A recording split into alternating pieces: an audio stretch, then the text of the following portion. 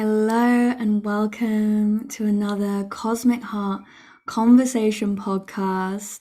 This is the space for you to truly drop into your heart, listen to the frequencies and the vibrations of these beautiful, magnificent souls that I am blessed to be in this space to share their stories, their messages, their wisdom, their transmissions.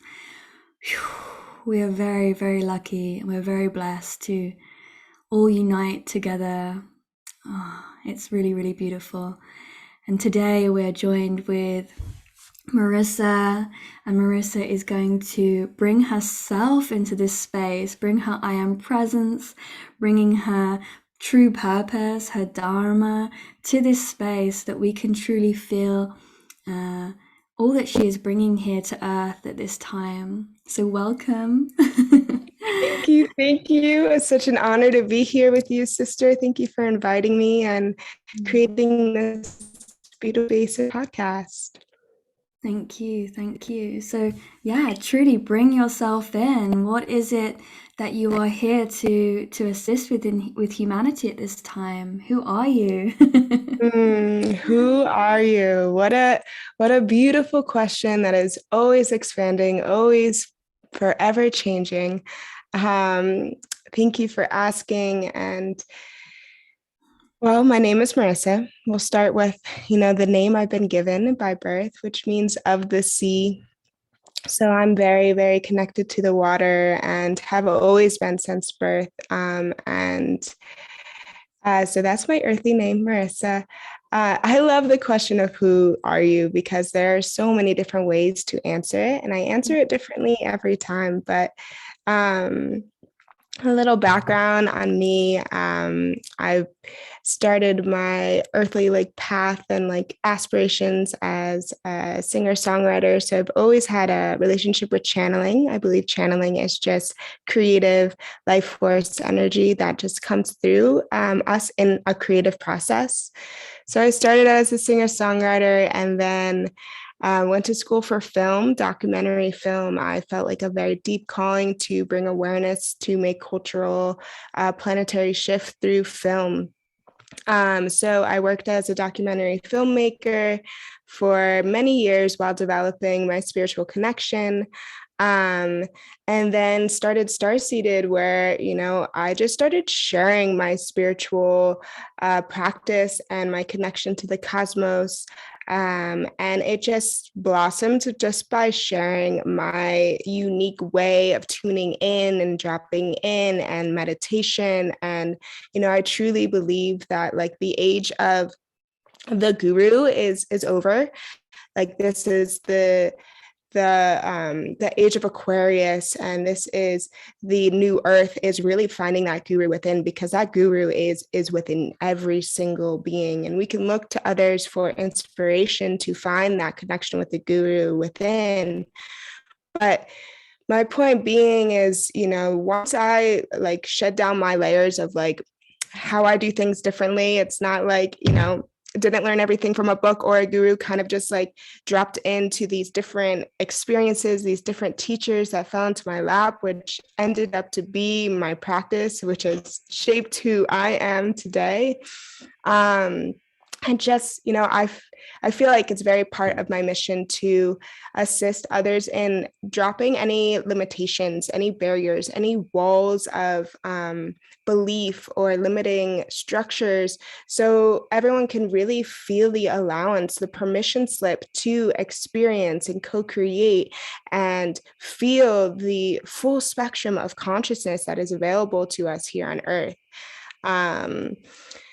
So yeah, and I awakened to this idea of starseed ceremoniously, synchronistically about 5 years ago. I was camping with my partner, and I just ended up landing on these people's land, and it was a channel, and they were doing CE5 that night, and it was just so sacred, so ceremonial. And there's not many people on this planet that do CE5 and channel galactic beings. So they introduced me to that concept of a starseed. And then the path, just, the shift from documentary film to what I do now, and like the merging of the two really started there once I deepened my practice with working with celestial energy and working with galactic energy and empowering others to just connect to the cosmic wisdom within. Powerful. Yeah. I think I covered a little bit of everything. Yeah, no, I love it. But the final line that you said there, can you say that again? Oh, I have no idea what I said. Um, You're like in flow. yeah, connecting with the cosmic and galactic energy within and without. Yeah, I love that. I love that. It's like, because, yeah.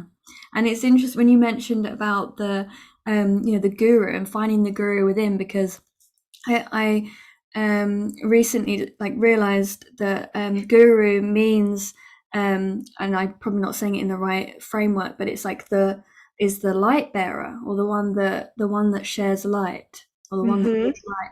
So of course, yeah, we don't need to search for lights outside of us. It's about finding the light within us and being that light within us. And I really like that, because and we can find that when we connect as well with other people, even through that, because it can mirror the light that is within us as well, which is also very magical. So I like that, finding that inner guru is finding that inner light, which still comes back to Mm-hmm. what you do. And for anybody, what did you said, CE5? Mm-hmm. Would you be able to just explain a little bit about that as well? Of course. Thank you for asking. I forget that like this isn't like something everyone practices. Yeah. Um, because once you practice it, it's the most fun thing to do. Mhm. Um, so CE5 is human initiated contact with extraterrestrials. So this is a way of using meditation, of raising your frequency to send a signal into the cosmos, into our star family. Like, we all have galactic DNA. We all are from the stars. And when we meditate and when we actively activate it, when we actively turn it on, we can, our star family can feel that resonance, and we can literally call to them. So CE5 is the practice to which you're actively opening up yourself to contact with extraterrestrials. And I like to work with the subtle invisible realms, but CE5 in its truest form is like calling for UFOs in the night sky. And once you have an experience, everyone, please believe it, once you have an experience, like with anything in spirituality, like discernment is so key. Like, I didn't believe in CE5 until I really had an experience. And then I had an experience and I was like, okay, like, I get it. So I really empower everyone to find their truth in the seeds that are planted within their awareness. Like, if you're listening to this and you feel the call to do CE5, like, follow that call. And yeah. And would you say, like, a more safe procedure, or a specific procedure or like a guidance, was this something that you offer as well, and we're supporting people through that? Yes, absolutely. So I have a weekly meditation group, and a lot of times we'll do CE5 and cosmic contact. And it's really important to feel held and safe in opening up that experience, because we're so programmed with fear. And and the community is it's hard to find people facilitating these. You want to find someone to practice any spiritual or anything. When you want to feel that resonance within your heart, with working with anyone or co-creating with anyone, whether it's in the realms of spirituality or professionally or romantically. So finding those people who practice from the heart space is really important. So yeah, I try to offer that space for those who are ready to explore the cosmic realms. Yeah, I can feel that. I can feel that would be a good adventure with you. Oh yeah. Yeah, yeah, because it's something again, yeah, when we're opening up to all these different kind of avenues, the unseen, the mystery, the mystical, there is a lot of fear around that. We've obviously had experiences in other lifetimes, which I know that's another thing that you really help people with. And this is what we're really trying to coach ourselves out of is understanding that we are the mystical, we're a part of that. So Mhm. reconnecting with it actually is quite a healthy thing to do. So with that being said, is that something that brought on speaking light language? How did that all start for you? Beautiful. Yeah, so channeling, I feel like light language is a very powerful modality for those who are willing and ready to activate their channel, who are wanting to connect with other consciousness. Light language is a way, there's uh, you know, so many aspects of light language that are healing. One is, soul expression, letting go of any limitations around your throat chakra, around your expression. And then it's, giving voice to the unseen, or it's giving or, facilitating a vibratory, harmonic space where consciousness of a higher, ideally, you call in what you want to channel. That's the biggest important aspect of any form of channeling, any invisible work. You must declare that which you want to make contact with. So only the beings of the highest light with the clearest intentions for individual and collective ascension is something that I have on repeat. Like, you'll hear me say that in every ceremony I ever do. And it's the most important thing with working with the invisible realm. And so light language is a wonderful way of creating that bridge between the visible and the invisible. And it's one of our senses, right? I think there are modalities for each human sense. There are modalities to expand and open, for us to receive more information. And light language is just such a powerful way to using the most prominent aspect of the invisible realm, which is sound. Mm, yeah, I like that. Um, Yeah, it's really important. And was it sound or did you do coding and writing with pens and things like that as well? I do a little bit, but mostly it's sound.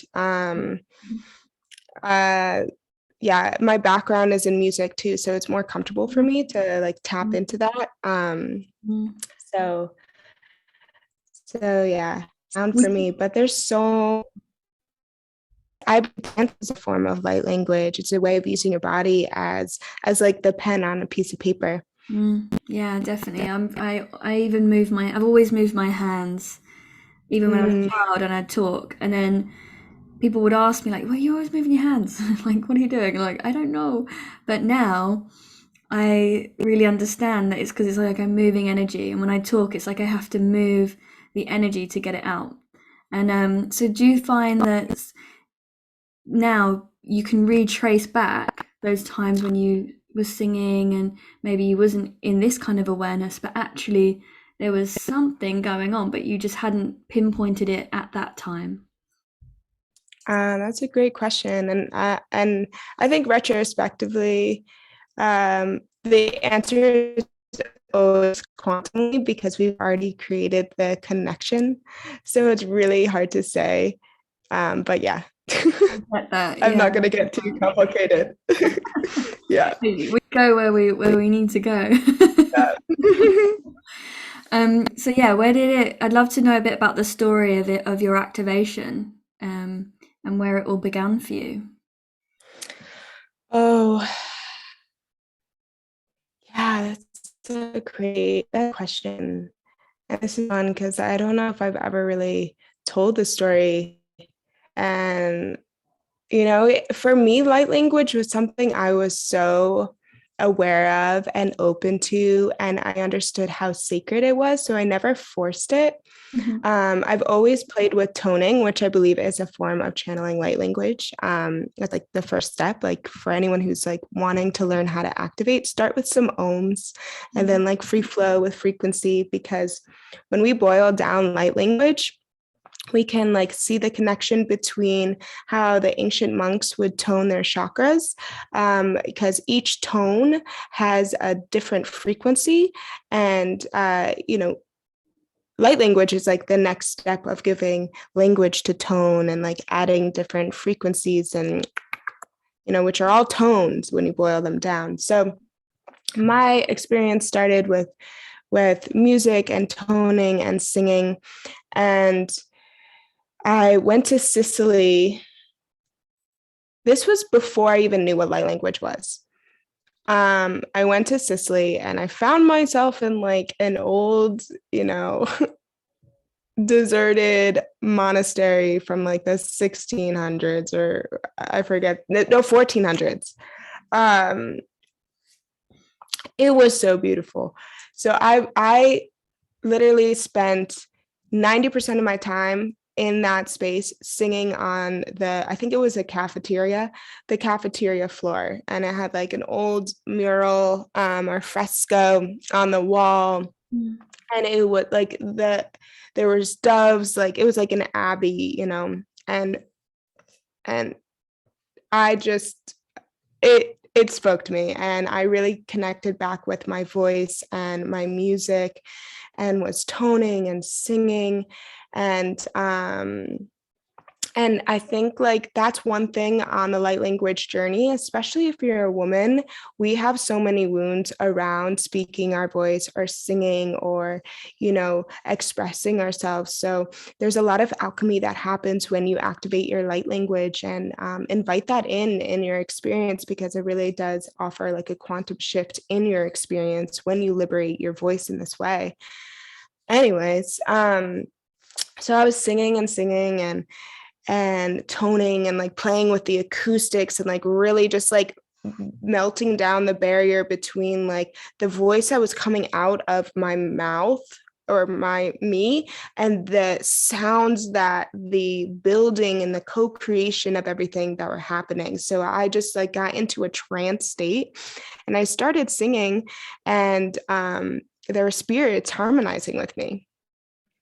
Wow. And when that happened, I have full body chills, and they were so benevolent and like so gentle and sweet, and it sounded like Gregorian chant, which is like the origins of music in the Western world. So that was a very, very powerful time for me, coming like the wall between the spirit realm and the physical realm fell for me there. And like that's when I really deepened my spiritual practices. I think travel can always do that for us when we enter into the unknown, when we're in unfamiliar territories and we have to adapt and alchemize in so many different aspects. That's when we really see the true self. So that trip was, changed my life. So that's where like I started seeing the power of voice and sound in the invisible realm. And then when I got back to the States, I don't believe I had met the channelers in the CE5 yet, but I think it was like right after. And they introduced me to light language, and we used light language as a way to facilitate CE5 of sending a unique call or tone or frequency to the cosmos, to our star family. And the important thing with light language that I've found in my journey is to invite the inner child to co-create, because as adults we're like, we don't want to do anything wrong, or like, I don't know how to do it, like our minds get so in it. But like as the inner child, like we were talking to ants, we were talking to trees, we were talking to bunnies, like we do that to our animals all the time. So invoking that wonder and that just like fun into starting to speak light language is something that helped me. So that's where I started, but I still had a lot of I really wanted it to be an awakening. Like I wanted it to come through me. I wanted it to be a channeling experience. But for me, I had to kind of turn on the faucet, right? I had to turn on the modality. So you have to take a little bit of effort, a little bit of playing to turn it on. And then once you turn it on, then you start channeling. Then it's just can't turn it off. And then you learn how to turn it off. So that's my introduction. And then I would practice and work with tones in meditation. But it wasn't until my journey to Shasta, Mount Shasta, about a year ago, where it really turned on, and I started seeing and feeling the beings that were speaking with me and through me. And then that's where the puzzle piece came. And I'm like, okay, this is light language. It was a journey, right? And every journey is different to activating it. And point of this very long story that I hope I didn't lose you on is give yourself the allowance to play. There's no right way to turn on light language. It's going to be a different experience for everyone. And just invoke your inner child, pick up a rock and start communicating with it. And slowly over time, you will feel the energy, the confidence come through. And then one day it will just be the door will open and it will make so much sense.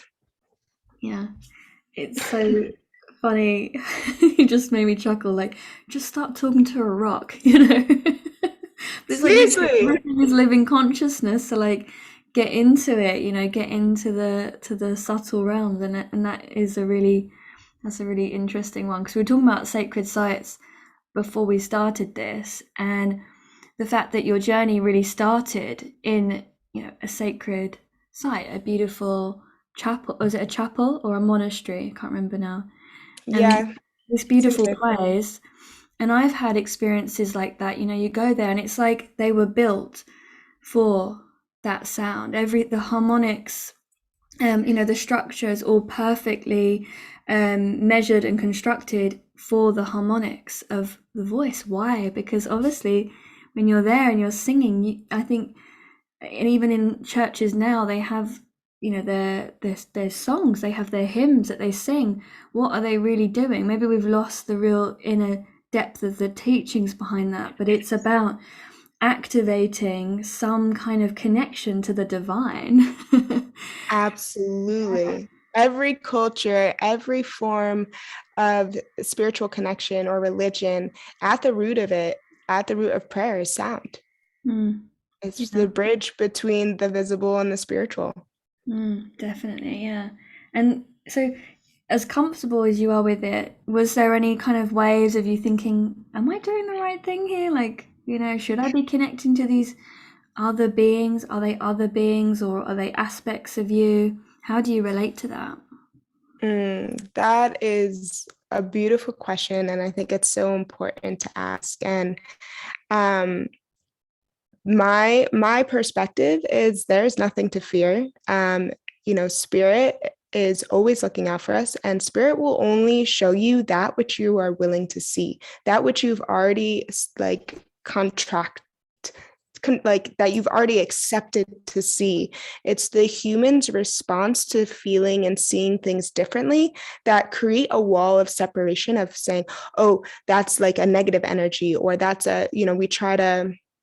it's a coping mechanism for us to identify that which is different than us. But when we become aware of that, then we come back to the awareness that everything is an aspect and fractal of us, of the unified whole, and there's nothing to fear. There's nothing that is outside of the self. And my perspective is if anything comes up and it doesn't feel like of the highest light, because not everything is of the highest light. We are in a full spectrum universe.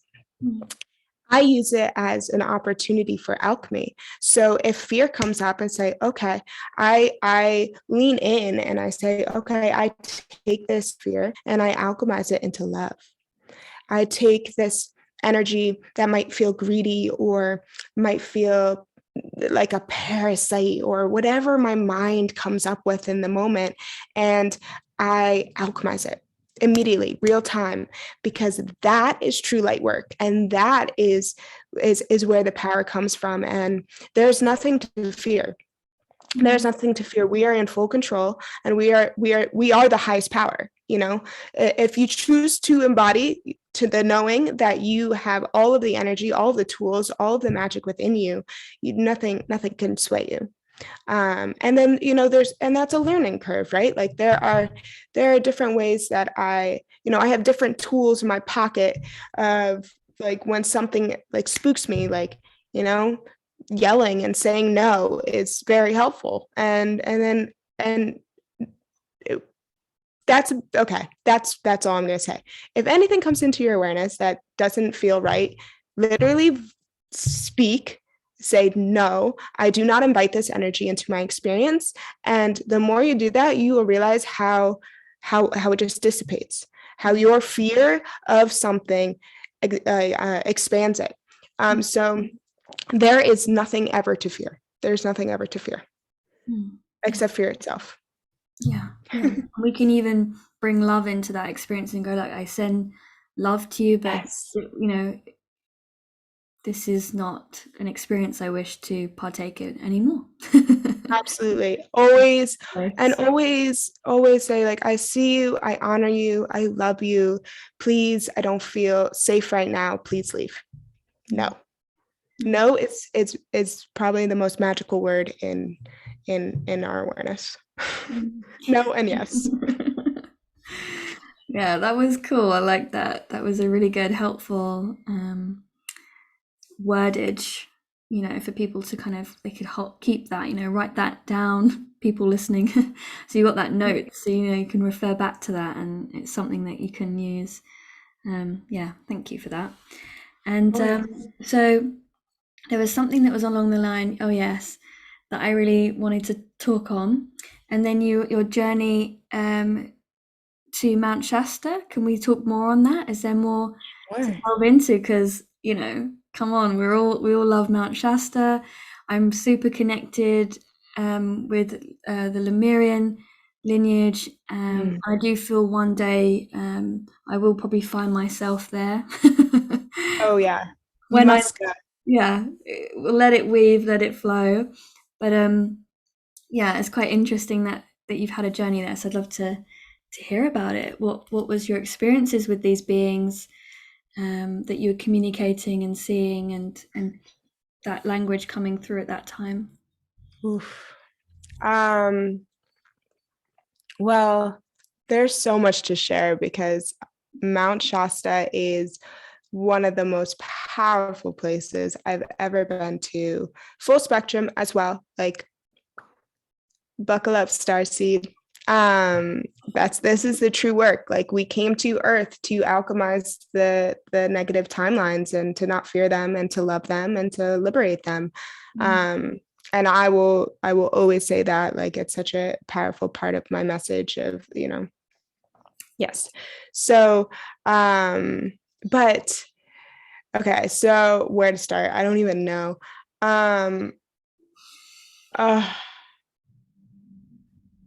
So we went to the forest. We'll just start it there. So we went to the forest, and I was with two sisters of mine who both also speak light language. I've hosted ceremonies with them. We go way, way, way, way, way, way back. Like, we have insights. The beauty about spending time with soul family and people that you have a resonance with and understand the work that we do with multiple lifetimes, multidimensionality, cosmic realms, earthly realms, is the veil falls and you begin to see the different lifetimes together. So with these two sisters, Aisha and Sharon, we've had many, many lifetimes together. But there was one very prominent one that always comes back, and it's some sort of mother-daughter relationship between me and them. And them being sisters and me being a mother, and it's trippy to talk about as a human in this incarnation, because I'm like, they're my sisters, you know what I mean? I'm like, I'm not a mother, like what? But there were some moments, the most powerful moment probably, that's just coming into my consciousness now, is when we were doing CE5, when we were doing cosmic contact, and we saw like a line of ships come around the horizon line, golden ships. And Aisha looks at me, she's like, I want to connect to my family. So I held her, we dropped into meditation, and we connected to her galactic family. And she was overwhelmed with emotions and visuals and feelings, and I was holding her, and the voice of her like mother came through me, and I was like nurturing her and like holding her and like assisting her in remembering. And um that was such a like I don't really have the words to really encapsulate what that was, but it like I wasn't on earth. We weren't on earth. Like it didn't feel like we were on earth. Like it was like the best way to describe it is like that was like true mystery school initiation, where you know we held each other in a way of facilitating this remembrance that the human can't even really honestly comprehend. Mhm. Um, and so I'm not going to try to. Yeah.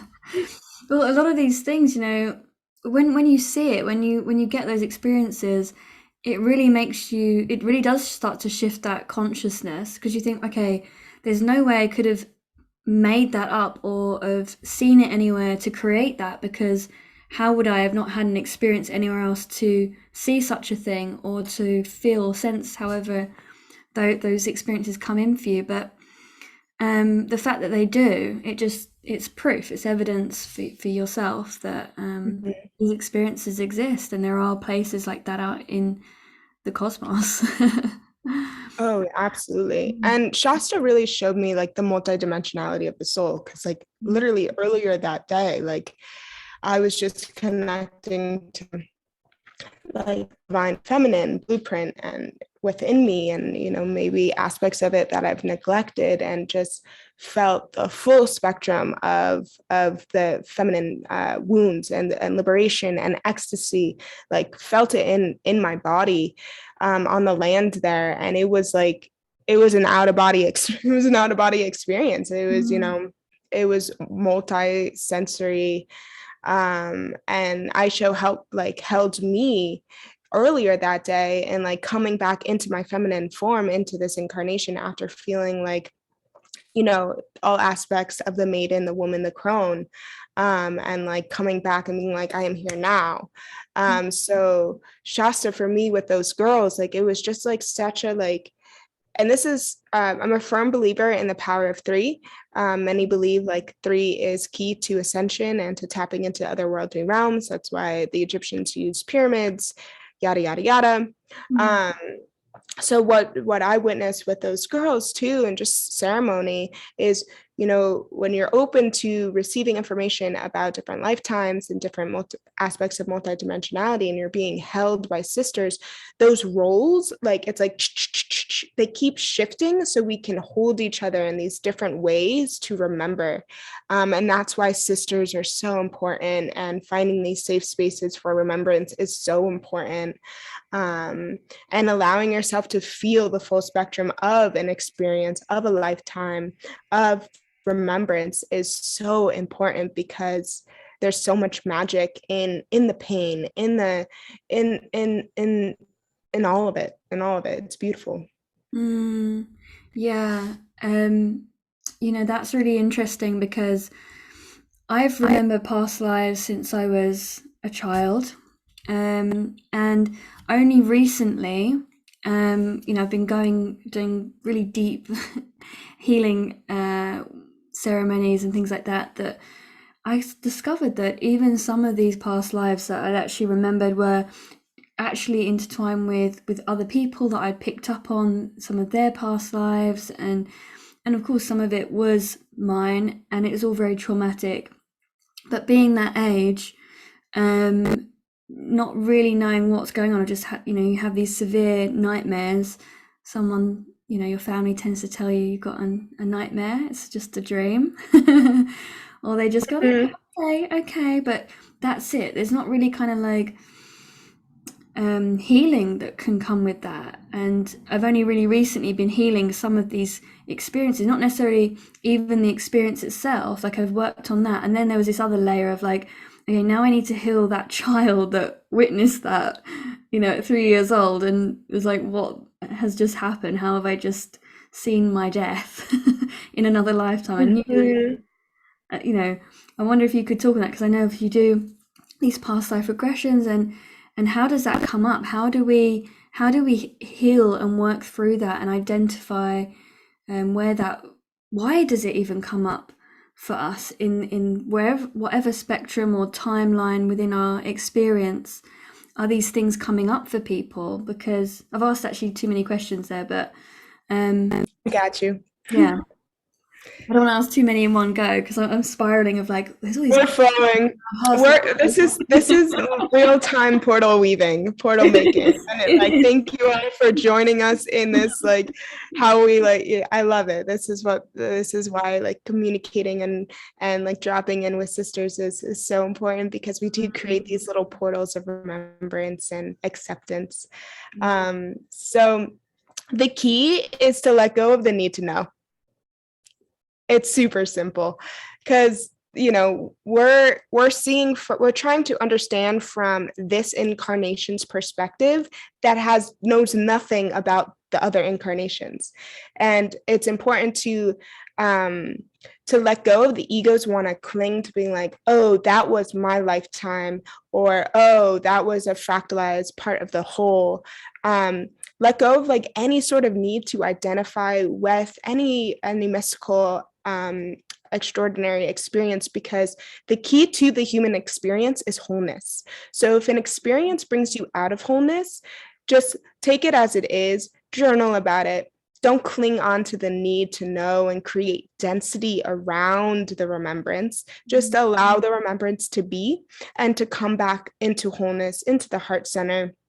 And just, that's just one of the things and the trippy aspects of being a human is it's like it's a dopamine rush to figure something out, but you can't, nothing is ever figured out. That's the biggest cosmic joke, right? Is I'm nothing, I am everything. I know nothing, I know everything. So it's just letting go of the needing to know. I love that. Yeah, because we're just in this. I think where I was going with it is like, yeah, we're in this space where everybody is going through this remembrance. So people are like remembering stuff. It's like, but where do you go with that? And I think some people are even like, well, what am I remembering? What am I supposed to be remembering? So yeah, I thought that would be really good to touch on that topic and give people that explanation. You know, give people that Absolutely. understanding and how um, to work with that process. So I love Hmm. that. Just surrender. Mm. Yeah, and trust that like the medicine or the moments or the messages that come through from remembering are integrated in divine timing. You'll understand in divine timing. Like, it's a lot to open up these portals for the human to process. So letting go of the need to know allows the medicine and allows the wisdom and allows the messages to be integrated in a natural way. When we try to figure it out, that's when distortion happens. That's when we're like create story around just a fractal of information. Like, it's like a great this is cool. Okay. A great example is like looking at a macro shot, so a very, very up close picture of something. So the brain can look at like a microscopic image of this crystal and think it's the ocean, but it's not until you see the whole thing that you see it's a rock. So that's what's happening with our focus, with our perception. When we're tapping into remembrance, we're seeing a fractal of a whole, and it's impossible for the human to see the entire object because it's seeing from these eyes. Mm. So I don't know if that like made sense without the visual, but I trust. Yeah, no, I get a visual, and that is really true. We are seeing, because we are so vast, it's like, and there's facets to even each thing that we experience and we remember. So I really appreciate that information about the fractals. Yeah. It's Yeah. like looking up at the night sky and seeing a star and thinking it's just a star, but that star has planets and has it's more than just that little speck that you're seeing from these earthly eyes. It's just worlds upon worlds upon worlds within, and it would drive the human a little. It's not grounding to need to know or to try to know. That's why trust is so important. And with working with the mystical realms, with working with the cosmic realm, trust is so important. But trust in just the human experience is the most important. Trust that everything is working out in divine order and divine plan. And if you ever do feel like you are clinging to the need to know or confused, just to surrender to that frequency of trust and come back to the heart and trust that all the information that is meant for you will find you. Yeah, and it does. It really does. It does. And we're all doing different things, aren't we? We're all that's why a lot of people who relate to starseeds are dotted around the whole world, because we're all doing different things, creating different energy for different parts of the world, activating different things at different times, like sacred sites, or even ourselves, different people who are in that collective. And so trusting in that as well, trusting that means that if you're where you are, that it's all in the divine order of this awakening process that we're going through. And if people are listening to this, I mean, you're definitely like on that path. I've had a lot of people that have these doubts of like, well, I'm not quite like you. I don't think I see as much as you or experience as much as you do. But I'm like, but you're here. You're having, if you're having a session with me, you've got to have something going on, because people don't come to have a light language or activation type session if they're not already in alignment for that energy. Correct. Correct. And that's also the surrendering and the letting go of the need to know. Of course, we all have unique blueprints. We all have unique ways of perceiving and seeing. And we create barriers and walls by putting expectation upon the self and how we tap into these light language or any third eye visions or working with the elemental realm. Like, we're all going to work with it differently, and that's why it's so key to use all of the people that come into your awareness that do this work as teachers, but knowing that guru is within. You have to find the way that you communicate, then you work with subtle energy, the way you tap into light language, the way you tap into past life, and just use all of the other information as breadcrumbs. Yeah. Oh, like, I love everything that you say. It's just so beautiful and eloquent. And I think that will resonate with a lot of people. So within that, I'm wondering, how did that first, what are some of the modalities that you first came into contact with? How did this develop for you?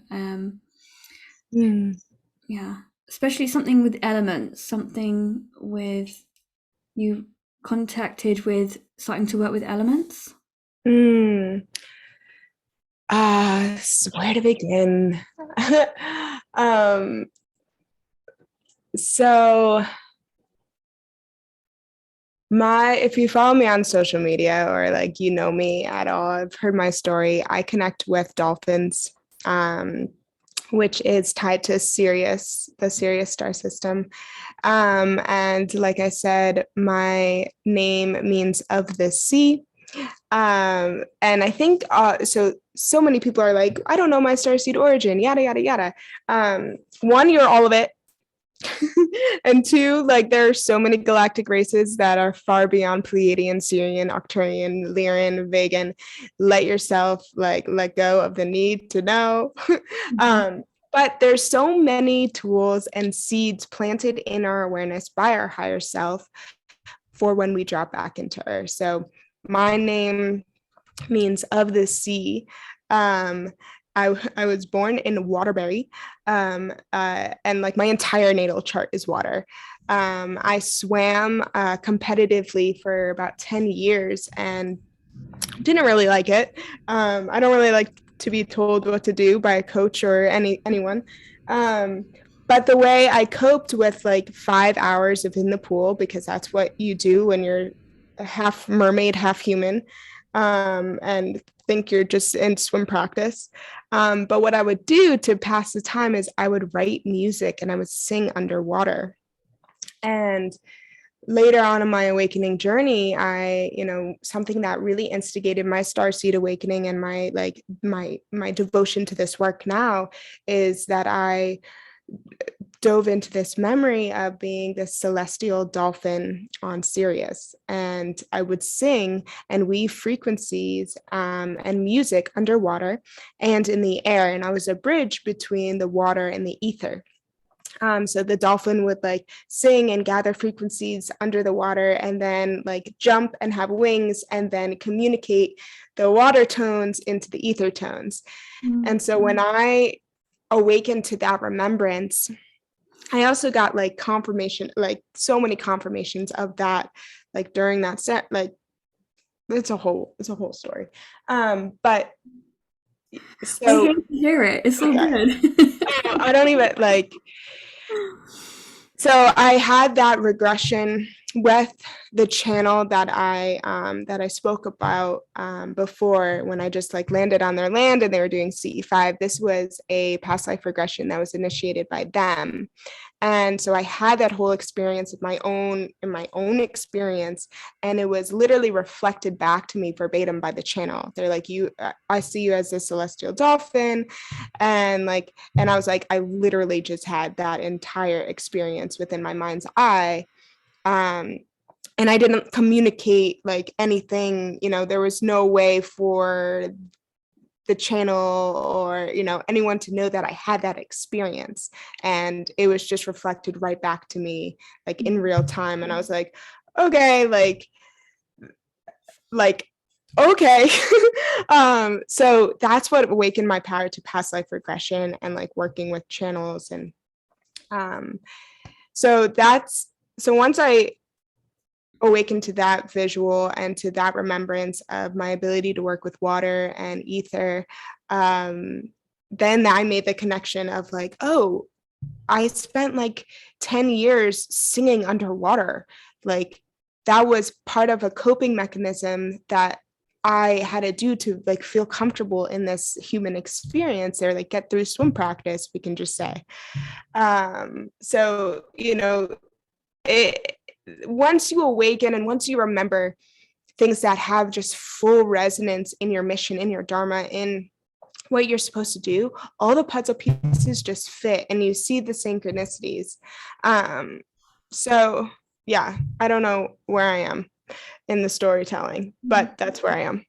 Wow, it's amazing. It's really amazing. And I resonate with that because I'd had an Akashic Records reading, which was a really funny incident because I'd gone to this event, this like spiritual event, and this woman was there. And before I even saw her, I picked up this leaflet. I saw the back of her thing, and I was like, I'm gonna have to meet this woman. Like, and I just thought, oh, I'm gonna connect with her. And all day, I think she had sessions. I didn't really see her until the very end, and we just sort of connected. It was like, we know each other. It was like really connected, and I was like, oh, just wrote my email down for her little thing to win a session with her. And I won. She didn't even know it was me because we hadn't really properly connected. She didn't know my name. And she was like, oh, wow. I felt like we were meant to connect. That's really strange. And then all the memories started to come back. I was seeing all these experiences and she was saying this stuff. And I'm like seeing it. I'm like, yeah, she's so right. I'm seeing all these lives of like, being pulling out all these crystals out of the wall and doing all these different Mm. things. And so yeah, it's amazing when that happens. And I feel like there's such a shift within us. And I guess that's maybe, would you say that there's like fragments as well that kind of come back in through the remembrance? What would you say really happens in that experience energetically for people? That's a great question. I think the knowing is just embodied. I think we already have, like, it's just like dormant DNA. It's just dormant memory that is being activated and then validated. And I think validation in the aspect of working in the mystical and working with past lives and working in anything that transcends, what's so concrete or what we're told is concrete in 3D reality is just as important as the act of remembrance, because the human mind it's just the way we're built. The human mind will always question and doubt, which is very important, but I think the validation is key to the remembrance. So I kind of see it as like this DNA lighting up within us, this memory, lighting up within us. And when we're validated, or when we are like, yes, that resonates, when we affirm it to be true, it like stays activated. It stays in light. Because I think, like, I kind of almost see it as like mitochondria, or like, just like cells like lighting up and like dimming, and like the it's part of like the integration is just as powerful as the activation. So when you see the light turn on, like seeing the light, honoring the light, and embodying the truth that light is bringing to you, and light being remembrance or memory. Yeah, that's really cool. Yeah, I can see that. And that even brings me back to, yeah, because as a child having those remembrances, I didn't have that confirmation. Although I Mm-hmm. never really went, I don't believe it. It was always kind of this thing in my mind of like something was going on there that was so deep. Like I was in it, I was living it until the moment I woke up. There's something there in that. But for many people, that gets dimmed because they haven't had the confirmation by their parents predominantly, and also that shift. When you were saying that, it reminded again. I was shaking afterwards. I came back from this session, my whole body was trembling and I was shaking. I just made myself this Epsom salt bath because I just needed to there was obviously some energy that needed to leave, as well as probably integration. And I felt like a massive spacecraft outside my, like above my house at the time. And yeah, the whole thing, there was shaking going on in like the house was trembling. And I was on my own, so I have no confirmation by others by that, but that's what I had experienced from this remembrance, so it shows you how profound it really is. Yeah, it's really, really beautiful. um, hmm, Mm. yeah, it's interesting. I Trust think, your experience. yeah, It's a big part. You just mm, trust. yeah, and it's just something else I'm finding funny. I think I've interviewed a lot of um, Syrians. People seem to. There's a theme of talking a lot about Sirius. I guess it's quite a predominant star system that the Earth is connected to its Hmm. sense. Do you have many other experiences now that you've expanded from that? Yes. I have multiple experiences every day.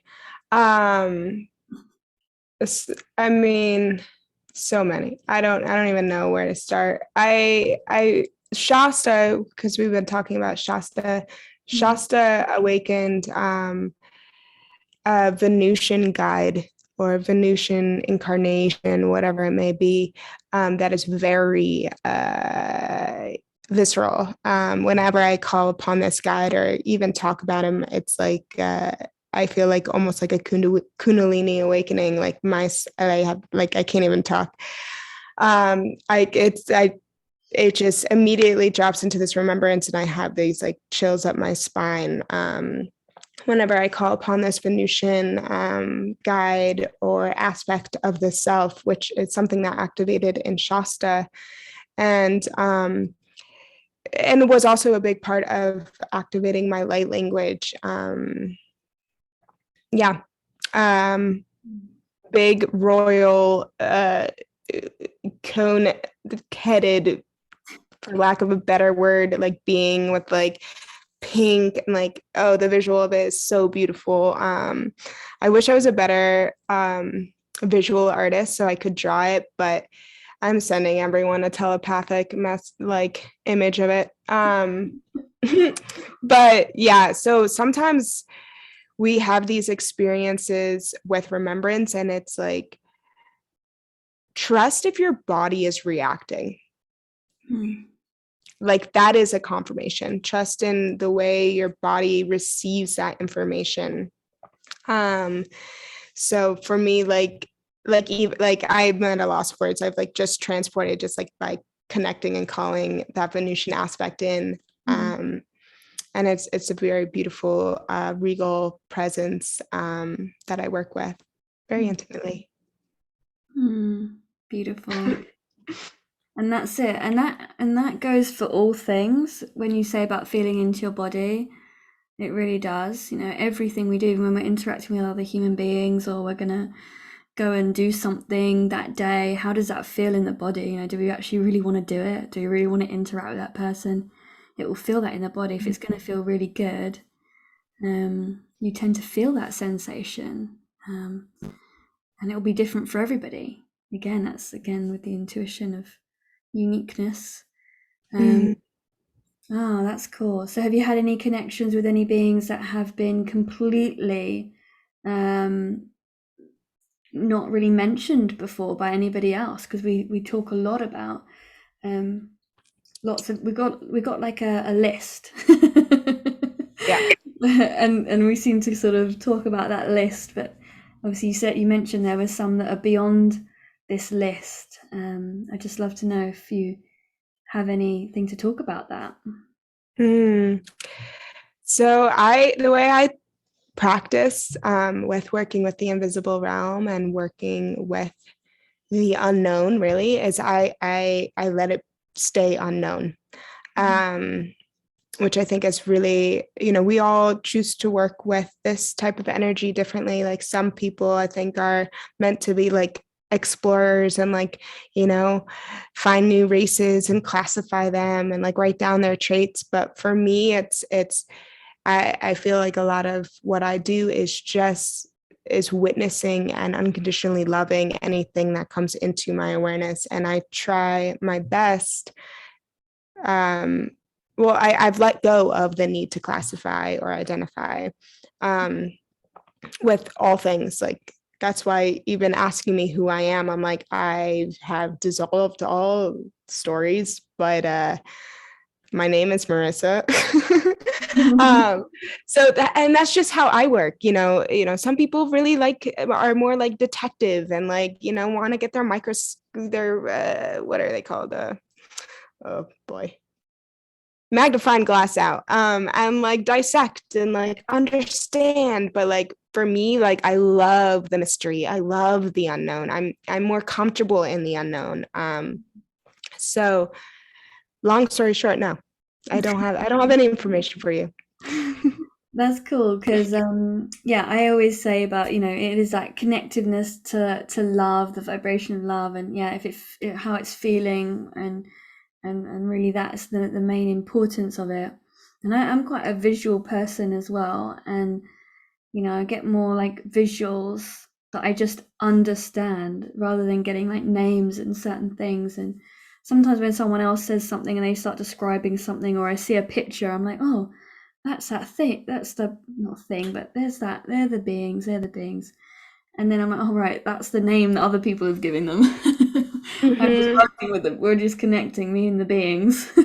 Absolutely. And it's more fun for me that way. Like, and you always have to pull in like your own personal perspective, because that shapes and shifts everything that you perceive is your perspective. And I'm the type of person that has never been like to be put in a box. Like my identity is very flowy. It's changing all the time, very multidimensional.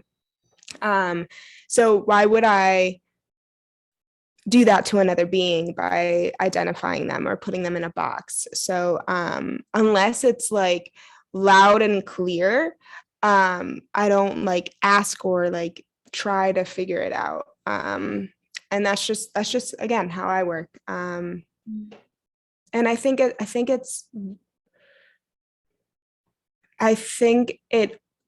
it keeps me very open, which I like. But I can understand why others would like to classify and understand so they can like use that as a way to dive more into the consciousness of something.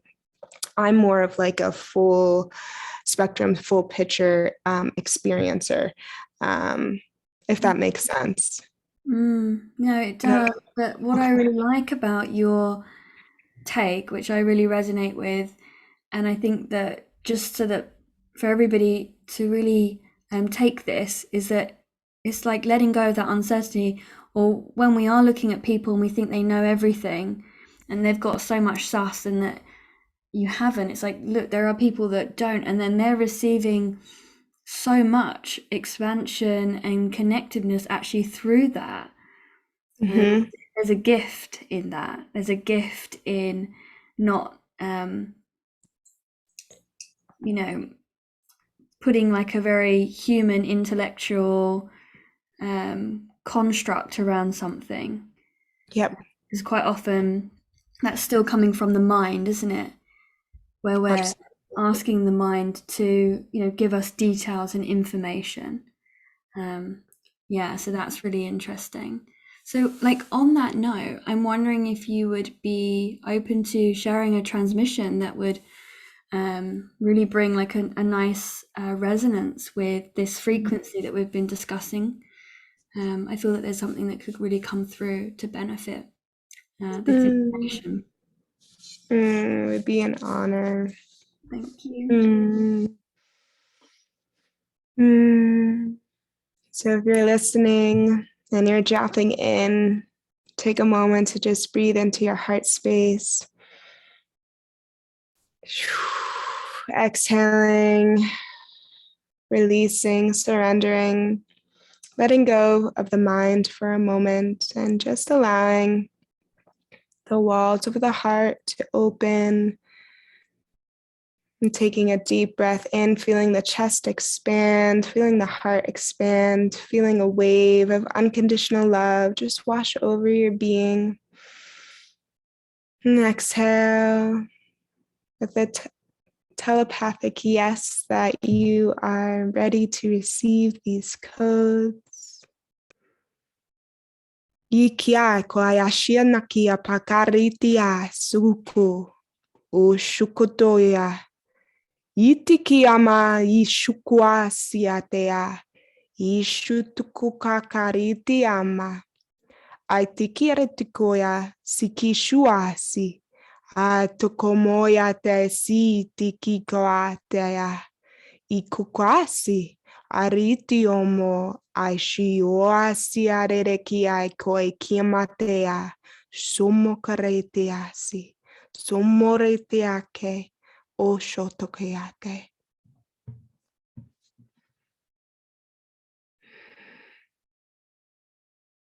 Mm-hmm.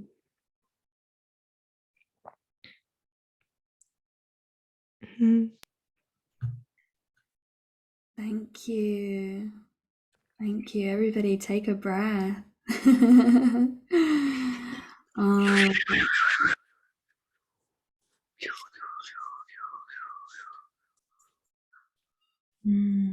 All the magic is in the heart.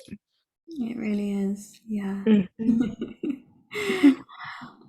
So Marissa, if people have absolutely loved and adored everything that has been coming through and resonates, where could they find you? And have you got any current offerings that you'd like to speak about? Absolutely. So thank you all for listening and joining in the portal of co-creation during this transmission, and it's just this co-creation with this beautiful sister. Thank you for having me. So I'm at star.seeded on Instagram. And you can find the majority of my other links through Instagram. You can also email me at Marissa, Marissa, at StarSeeded, which is one word, StarSeeded.com. And right now I have a one-on-one mentorship. It's called Cosmic Remembrance, and it's 4 sessions of past life regression in a container to just peel back the layers of your multidimensional self and to remember more aspects of your magic, your mission, your dharma. And it's such an honor to guide starseeds into remembering the multidimensionality of the soul. So if you feel the call to work with me, please send me a message. I also have a Starseed community, and we meet every Thursday for meditation. And you can find that through my Instagram. It's Patreon. It's on Patreon, so Patreon Starseeded. And if you join, you get like access to like 70 meditations, some, our past life regressions, journey to Lemuria, journey to Sirius, yada, yada, yada. So there's lots of ways to work with me. And if you just feel a call, just reach out, message me. Love to connect. Beautiful. Yeah, amazing. So thank you again for being in this space. Yes, co-creating and weaving this divine web of beautiful sacred information that I think is going to really help a lot of people and really going to shift some of those cells, bring about vibration. I'm sure of it. But yeah, thank you again, and thank you everybody for being here and listening and joining. We'd love you to share and spread this podcast so that we can really start to spread this information and bring a normal to this kind of topic and light language, and understanding that it's safe and it's expansive and it's beautiful and it's really just your heart expressing itself. So thank you, and we'll see you all in the next episode. Loads and loads of love. Bye for now.